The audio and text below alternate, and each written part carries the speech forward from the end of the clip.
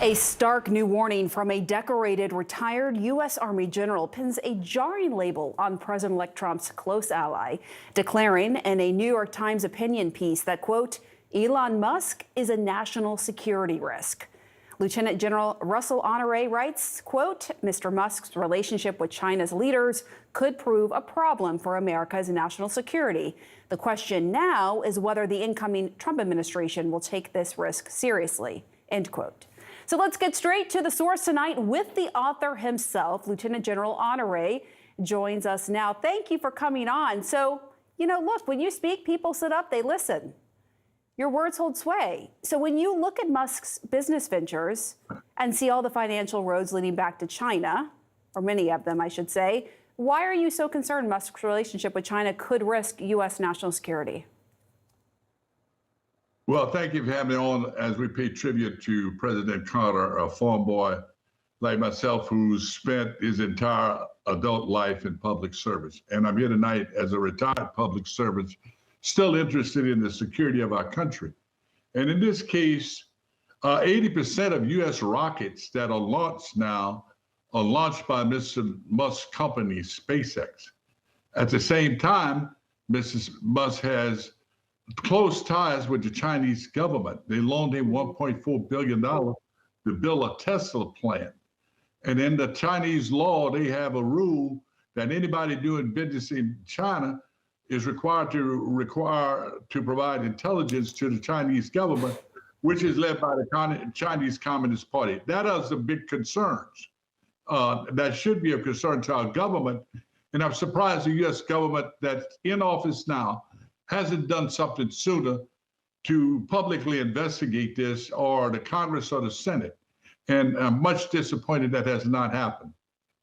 So Musk and Trump's transition team have not responded to CNN's request for a comment.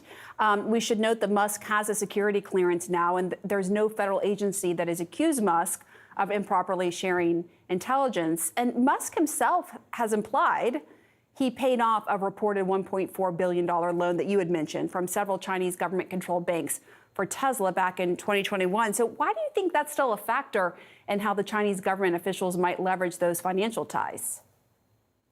Well, I'm not the only one. There's some pretty significant people that's in the government about to go into President-elect Trump's government,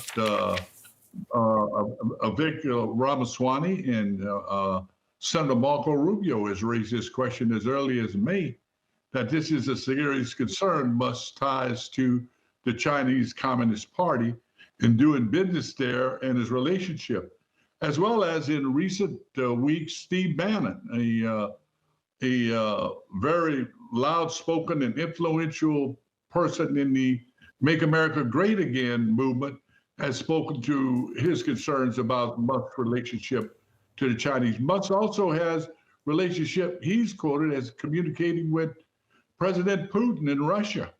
When we have government officials do that, those calls are recorded and synchronized with the Department of State and the National. He's a private citizen who also owns a social media network that can influence what senators get elected next. So he has a lot of power, but not political position.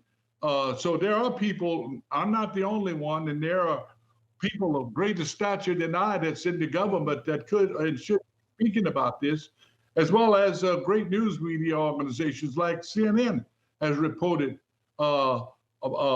Musk's relationship with the president of China when he was recently elected and congratulating him. So he has a very strong relationship with two of our adversaries or competitors, and is in really living quickly, in. Let me just ask you that Chinese law.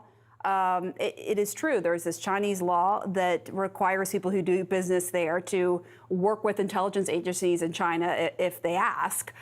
So is your concern more about what China might do than Musk?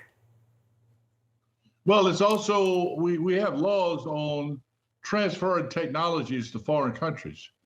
And much of the battery technology, much of it has been developed here, but being produced in China.